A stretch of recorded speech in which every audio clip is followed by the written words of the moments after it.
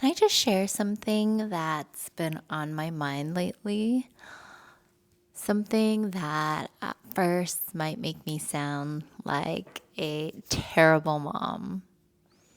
So during Mother's Day weekend at church, they played this beautiful pre recorded video. And the question they asked both to kids and to moms was, why do you love your mom? I was sitting there listening intently, and almost 99% of the moms said things like, because she sacrificed so much for me, or she was so selfless. And then the kids, when asked why they love their moms, often echoed something very similar. Because she does everything for me, or she takes care of me. And honestly, I think that's incredibly telling of the times our mothers raised us, and certainly of past generations, right? It was the prevailing ideal of motherhood, a life of complete devotion and sacrifice. But as I looked around, everyone was listening so intently with smiles and heartfelt feelings. But I'm not going to lie, I sat there feeling a little upset or maybe disappointed. And to be brutally honest, just sad.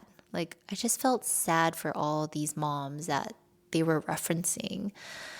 And I just couldn't understand why everyone was just like smiling about this, because hearing this made me feel sad. I wanted to reach out to these women and coach them and let them know that it's okay to choose you sometimes. You don't have to be a selfless martyr to be a loving mother. Yeah, so hearing those answers really made me sit there and think about what my kids might say about me one day. And I don't know, is it just me? But I personally don't want to be painted as a martyr who gave it all up for the sake of her children. Maybe that makes me a bad mom. Please tell me I'm not the only one who feels this way. Welcome back to episode 19 of Not Just Moms, the podcast where we discuss who we are beyond mom and carve out some time to reflect on ourselves, our purpose, and cultivating our dream lives. I'm your host, Stephanie No, your life and mindset coach and fellow mom who's navigating this journey right alongside you. On today's episode, we're going to dive deep into that question. What do we really want our kids to say about us when they're asked, why do you love your mom? Do we want them to say, because she sacrificed everything? Or do we want them to say something more, something that speaks to our whole selves? I think so many of us, once we check off all the traditional boxes, you went to a good school, you graduated, you got a good job, you got married, had kids, right? We become a little complacent. We just go through the motions of every single day. I know from my own experience, that's how I was living my life before. And sometimes you get so comfortable, so caught up in the routine that you really don't even notice how quickly time is passing you by. Months blur into each other and years blur into each other, and suddenly you wonder where you went. This idea of living intentionally, of not just going through the motions, was actually perfectly captured by a powerful quote I saw recently. It really resonated with me, and I think it will with you too. So the quote reads, "Being intentional with your life is loving yourself well." For me, that quote really hit home because being first generation, my immigrant mother, in my opinion, gave too much. She is always giving so much of herself to her husband, her children, her family. And that question lingered for me. As a mom now, I understand why she did what she had to. And she, in turn, paved the way for me to live a different life. Because as an immigrant mother, isn't that the ultimate goal? To give your child a life filled with all the things that you never had? So when I think of my own journey of motherhood, I want to be a mom, yes. I want to enjoy it and I want to dedicate myself to my children and be a dependable and committed mother. But I also just want to be me as well. I want to love myself well and show my daughters that that is a necessary part of motherhood. You want to be a great mother? Start with loving yourself and being intentional with your life. Because after all, my mother gave up so much for her daughter to thrive. So, isn't that the only way that it makes sense? I don't know about you, but I've honestly never thought about this question until I heard it this past Mother's Day. But when I really sit down to think about it, when asked, why do you love your mom? I want my kids' answers to not just be about what I did for them, but instead who I was for them.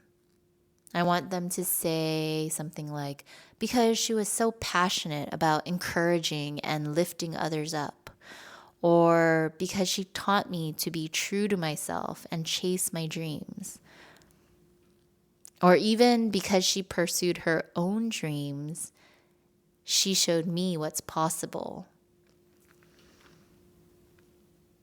So this isn't about being selfish.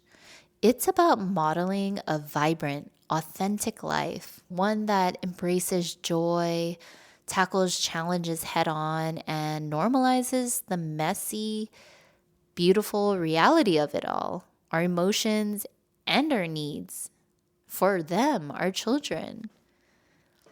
When we fill our own cups, when we connect with what makes us feel alive, we're not just taking care of ourselves. We're actually showing our kids what a whole, rich, and well lived life looks like. And it's a powerful lesson in living authentically, not just out of obligation or routine. So, if this resonates with you, if you're also sitting there thinking, I don't want to be a martyr mom, let's take a moment right now to reflect. So grab a journal or open the notes app on your phone or just spend some quiet time with your thoughts.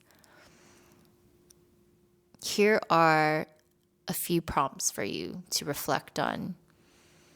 So number 1, what were your passions, your interests, your dreams before kids? What brought you joy just for you? Number 2, imagine your own child 10 or 20 years from now being asked about you. What do you hope they say about who you are or what you taught them or what you modeled for them? And number 3, what's one small step that you can take this week? Just one, to reconnect with that vision, to do something that makes you feel alive, fulfilled, and more authentically you. So when I decided to get certified as a life coach, that was a big step forward. It was me declaring, hey, I want to do this for myself. Not because I'm expected to or not because I have to, just because this is what I want to. This is what excites me and lights me up. It was something I was genuinely passionate and super excited about. And ever since I made this decision and being intentional with my life and choices, my life has changed for the better in so many ways, not only mentally, emotionally, and financially. I feel more authentically me. This can be an entire episode by itself, just to explain how much coaching has truly transformed my life. The thing is, it doesn't even need to be something huge, like when I decided to make that big financial investment and get certified as a coach. Just last week, I decided I wanted to play tennis weekly at our local tennis courts. The first class was so fun. I think when you get back into it and do something just for yourself, you really just forget like how much fun and how joyful it is just to do something for you. Even though my tennis skills need a lot of work, it felt so good to get out of my usual routine and meet new people. I just felt, I don't know, really good. And guess what? My kids and husband noticed. Just after one class, my daughter made a comment like, "Mommy had so much fun. You can just tell." This isn't about adding another thing to your to-do list or feeling more guilt. This is about choosing you and making a conscious choice to live intentionally. It's about recognizing that being a good mom doesn't mean erasing yourself. It means being a whole mom. And that, I truly believe, is the greatest gift we can give our children, a blueprint for their own authentic, joyful lives. So let's commit to not just going through the motions. Let's commit to truly living for ourselves and for the incredible humans that we are raising. As always, thank you for listening. And if this episode resonated with you, please share it with another mom who needs to hear this message today so that we can build our little community. And remember to subscribe so you don't miss future episodes where we continue to explore who we are beyond mom. I'll talk to you guys later. Bye.